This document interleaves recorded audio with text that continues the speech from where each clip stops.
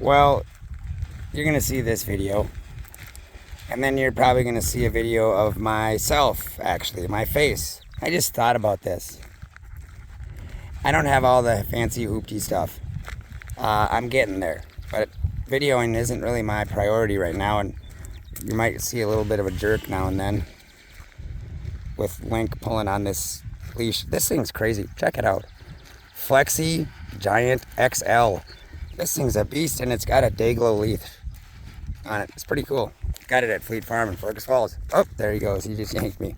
And the reason he yanked me is because, all right, I'm just going to say it now, and I'll let you guys see. This is a sunset. This is soil to soul. This is the farmland that some of you all know for sure, but many of you may not. It's amazing out here. But I'm gonna flip to my face, and you're gonna see one of my little secrets. And my voice doesn't sound like this because of it. I got some crazy allergy reaction. Dean Schneeberger is a guy in my family. He actually has the same voice, which is really weird. But there you go.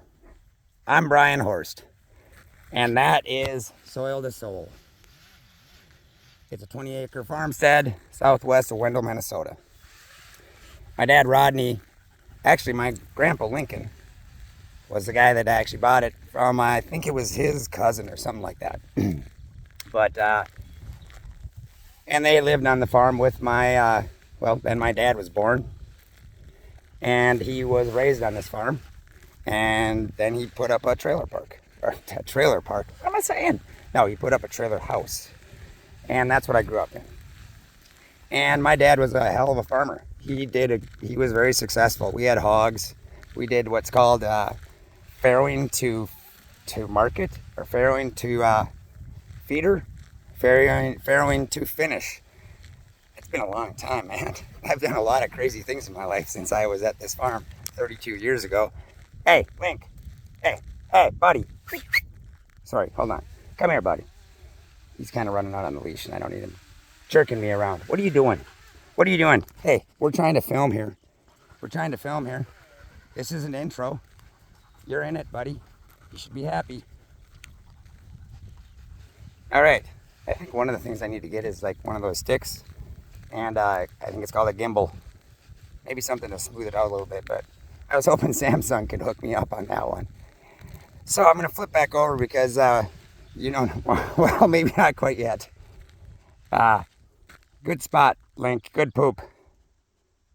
Glad he did it out here. I'm going to flip you back over, though, so you can see the farmstead. You're not going to see. So this is the 20-acre farmstead called Soil to Soul. Over here to the west of the driveway, we have sugar beets. My dad got into sugar beets when, he took a risk. I think he sometimes forgets it, but he took a risk. And he did real well with sugar beets. It's changed over the years, as many things in farming has, as many things in this world has.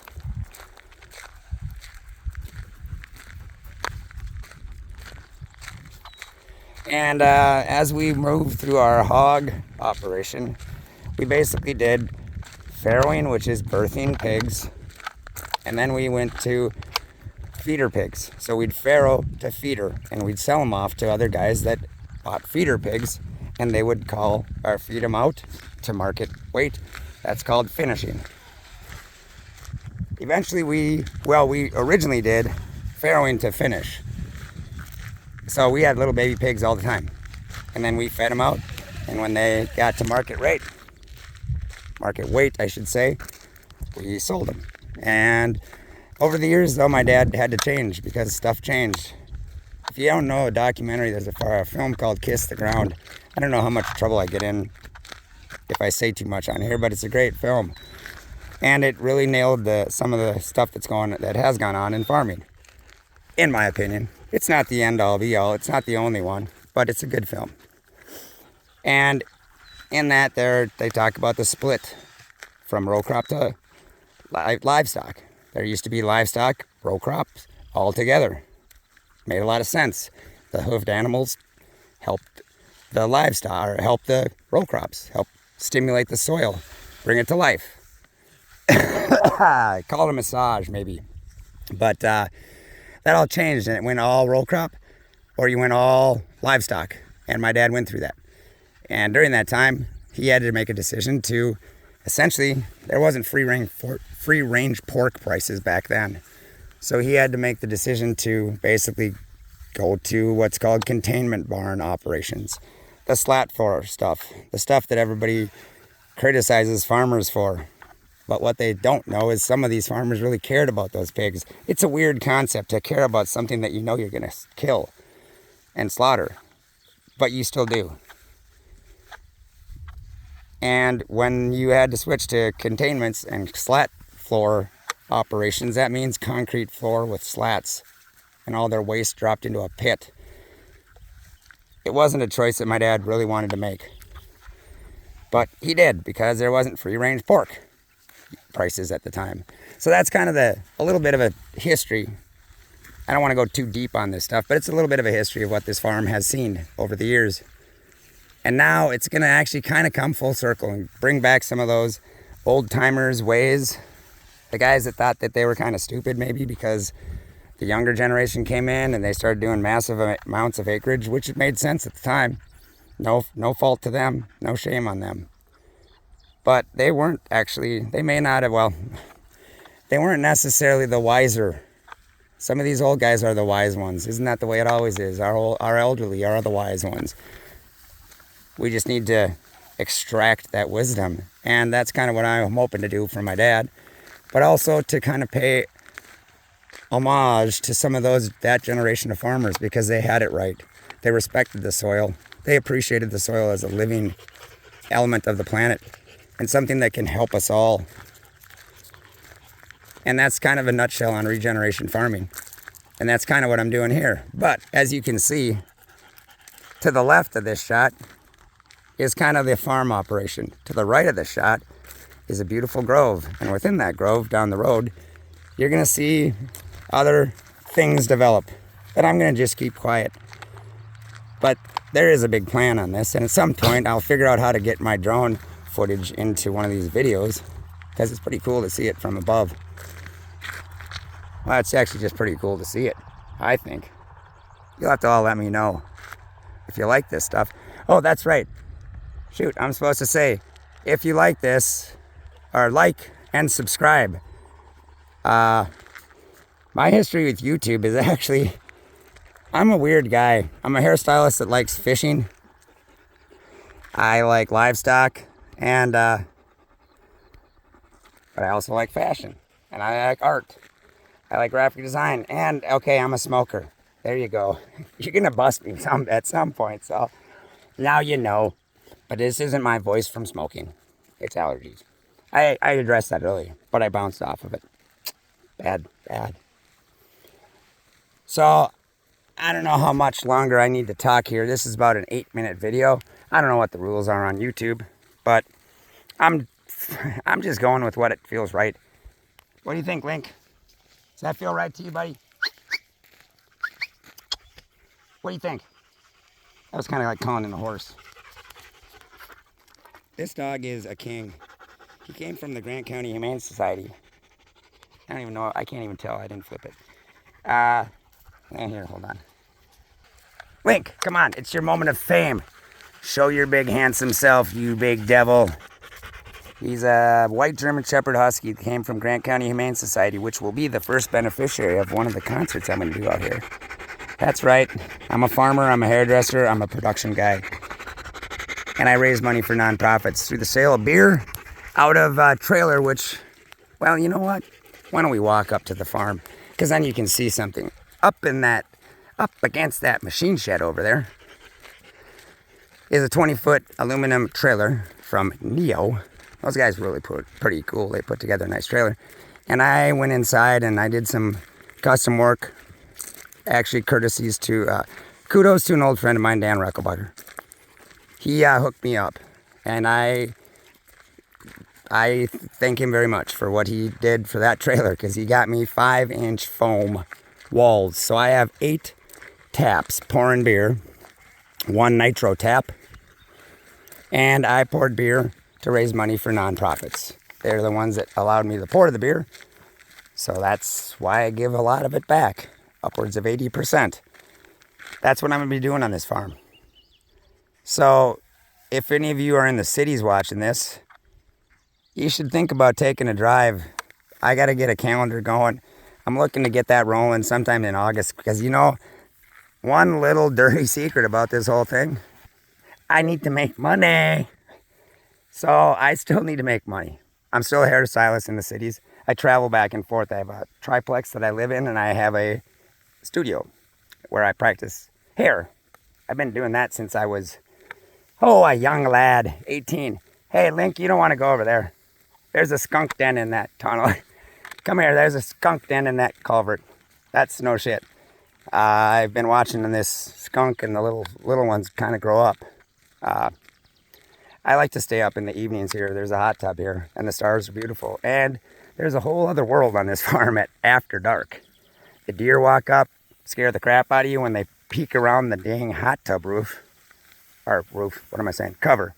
That's no lie. I was in the hot tub one night, and jets were off. Heard a deer walking along the landscaping, and peeked around the corner of the hot tub, and basically looked at me and turned around, turned 180, walked into the CRP grassland here. That's what that is. That's all going to become gardens and walking paths.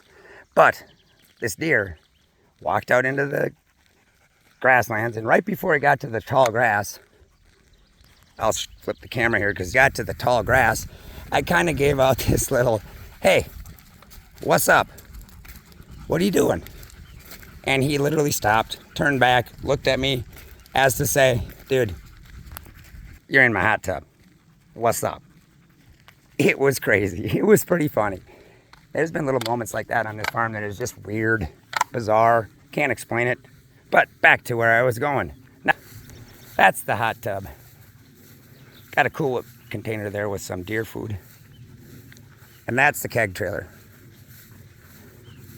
And essentially, I permit beer sales under the 501c3 laws that allow them to raise money for their own purposes. So I believe one of the humane societies is going to be the first one. And I bet you can guess which one. I want to give a shout out to a couple people in the city. Jeff Olson was a great guy to direct me over to Jim over at the county, who then kicked me over to Chad Van Setten. And at this point, Chad has already emailed me applications, which is awesome. It's just awesome. And so we're going to get this stuff going. Hopefully, end of August. I might just push it out into September when I technically take ownership. Sometime around then. Basically, all this land that you see out here to the east, my folks are selling a half section of land. And at land prices today, it can be a lot of money. So I'm proud of my dad for what he's done and how he's taken care of this place. He is an incredibly anal guy. These grasses around here, well, let's just say today, he was up at the, as my old friend Matt Stadelman said, he was up at a sparrow's fart, meaning up out in the shed, pulling the blades off the mower because his son got a little crazy over in that area the other night, which is that's where my grandparents actually used to live, right back between those buckthorn hedges. If you want, I'll walk over there. We're about 14 minutes in. I don't know, what do they say? 20 minutes? Half hour? But I was going to walk you over here and check out the Icelandic sheep. Come here, Link. Hey, Link. Come. He gets a little excited because he loves these sheep. It's kind of crazy. They've already met. I think I might have had a video on that. Come here. Come here. I'm going to take him off leash because he's going to, you can see. He gets pretty excited. He's the one that's going to destroy the fence, not the friggin' sheep. He likes to jump up on it. And he just wants to play. What he doesn't understand is that these are Icelandic sheep. They'll come out. Because right now they're in the barn here. I'll walk around and you can see. This is my future poultry area. So laying hens, that sort of thing. I'm going to be doing some brooder houses and taking down this grass area here in the future. And you can see what Link already has figured out, that he can get around the fence and find him on the other side. Well, actually, he's going to go, I think, all the way around the hog house. I hope he comes around. This might not have been a good idea. Actually, I have a hunch I know where he's figured out. If you go on the other end, you can get right on the other side of a sliding door. And I'm guessing that's where he went, because he was trying to get in there earlier. I kind of didn't want him to figure it out, because that's the chicken area. I don't know how. He's cool with these goats. Sheep. There's an inside story there. And I'm sorry, Jan, that I just did it again. If you're watching this, I kind of kept calling them goats. And they're not. They're incredibly pedigreed Icelandic sheep. And I feel very grateful that they actually trusted me with these. They were formerly 4-H sheep. That's one of the things all the kids out here, they show animals. Sheep, pigs, goats, everything. There he comes. I knew he'd figure it out. He's gonna run. He'll keep my grass down around here, aren't you? Yeah, you're gonna. Well, you can see. He's already figured out where the pasture is here. And these guys are gonna come out and maybe you'll get a little show. I just hope he doesn't. He's big enough to probably take down that fence. Oh, so the shaggy one there with all the wool on it, I gotta take care of her. Feel a little embarrassed as a hairdresser, but hey, I only got these sheep, on the 5th? So I haven't quite gotten the tools, and my hairdressing tools aren't going to be used for that. I promise to my clients that might be watching this, I'm not going to be using my hair tools on them, so you're all good. I got a powerful clipper, but not quite that powerful. So, they're Icelandic sheep, therefore their kids showed them for 4-H. So they're actually very much a pedigreed sheep. I'm hoping that I can get Flo, the shaggy one, Florence. I'm hoping that I can get her to lamb. The other white ram back there definitely has the juice to do it. I don't think I've gotten a shot of it, but he's all good. There's no problems there. Feeling a little jealous, to be honest. Yep. So that's Abe is a white ram, and then that little brown black one. I don't know if you've seen other videos. I introduced these guys. That's Peanut. The significance of the names. Abe was my grandfather's nickname. His name was Lincoln, which hence Link, the dog. Florence, well, that's dual. That's a two-purpose name. We always called her Florence, but I'm gonna go with Flo because the folks that I got these sheep from are Flodine, aka Flo. And Peanut is my childhood nickname that my grandparents gave me. They named me Peanut. They called my sister Doob. I don't know if I can go there on YouTube, but some of you might know Doob as something other than a cute nickname for a little girl. Or may I say it, Doobie? Doobie? That's all I'll say. So that's the significance of the name, and obviously you can figure out why I named my dog Lincoln. He's not Lincoln, he's just Link. And I don't want to leave my dad out on this whole thing because this is his farm. I just got to find the right animal. He's a little different beast. He's the most sensitive guy you'll ever meet, but you'd never know it. He's the most loving guy you'll ever meet, but he won't share it.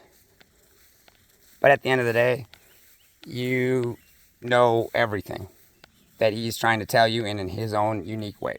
His name's Rod.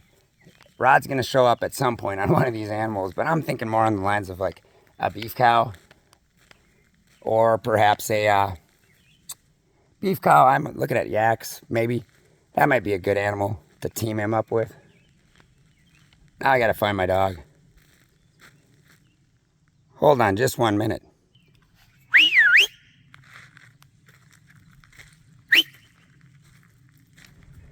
Well, he's probably running around the fence because I just walked around the other side, but I'm going to wrap this video up anyways because it's about 20 minutes.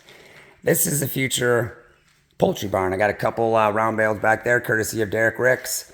Great guy. Really looking forward to talking to him more in the future. He's ahead of me. He's already miles ahead of me on the whole project. He's got guinea hens, he's got laying hens, broiler chicks. Some people call them meat birds. That's right, we slaughter the birds. That's how you get your chicken, for those of you that eat it. So, like I said, this half, farming.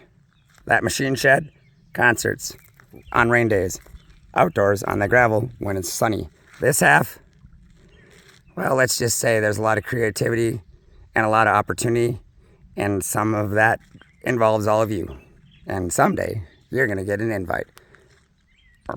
But at this point, I got to go find this crazy dog, and you guys probably are sick of talking to me, or hearing me. So, this was my intro video. Probably should have filmed it a while ago, before I did the other ones, but, oh, what are you doing? What are you doing? You crazy guy. Man, I hope you didn't find cockleburs. There's one for the country, folks. Y'all know what cockleburs suck, how bad they suck. And he's a husky with long hair. Oof, it's going to be rough, but I don't think I've got him on the farm yet. So, you guys, I hope everyone, I'm filming this right after the 4th of July, so I hope you all had a wonderful 4th of July. You know, somewhere down the road, you can find it in your hearts to maybe like and subscribe. I'm getting it. And like I said, this is just the beginning of one crazy journey of a guy that went from farm to hair to farm. And for some reason thinks he can make some impacts. And you're going to know those are going to be positive. So stay tuned. I hope you enjoyed the video. If you did, say something in a comment. I think I get that. Peace out. Be well. Be strong. Be safe, y'all. Brian Horst out.